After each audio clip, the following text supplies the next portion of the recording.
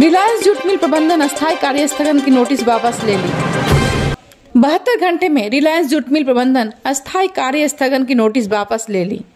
नतीजतन सोमवार सुबह से मिल चालू हो गई। यहाँ 5000 मजदूर काम करते हैं। मिल के चालू होने से मजदूरों में खुशी है। बता दें कि मोटर लगाने के विवाद में शनिवार को प्रबंधन मिल बंद कर दी थी। जगदल के विधायक तथा बैरकपुर दमदम जिला INTTUC के अध्यक्ष सोमनाथ श्याम के प्रयास से मिल चालू हुई। वो बताए कि यूनियन को बिना विश्वास में लिए प्रबंधन मोटर लगा रही थी, जिसकी वजह से गलतफहमी पैदा हुई। बैठक के बाद गलतफहमी दूर हुई।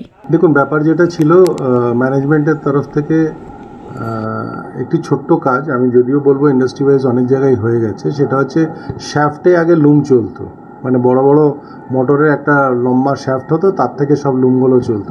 এখন ইন্ডিভিজুয়াল মোটরের লুম চলে, এটা প্রায় ইন্ডাস্ট্রিতে অনেক জায়গায় হয়েছে। কিন্তু ব্যাপার হচ্ছে যে ইউনিয়নের সাথে আলোচনা না করে বা কোনো রকমভাবে সেটাকে না জানিয়ে সেই কাজটা করা মানেই হচ্ছে যে মজদুর বিরোধী একটা কাজ হয়ে যায়।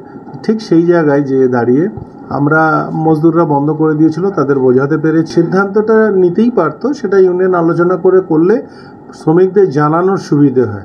ইন্ডিভিজুয়াল একটা ম্যানেজমেন্টও তো প্রত্যেকটা মেশিনে যে লোককে জানাতে পারবে না, সেই জন্যই ইউনিয়ন শুধু এই ভুল বুঝাবুঝির জন্য একটা উৎপাদন বন্ধ হয়েছিল একদিনে।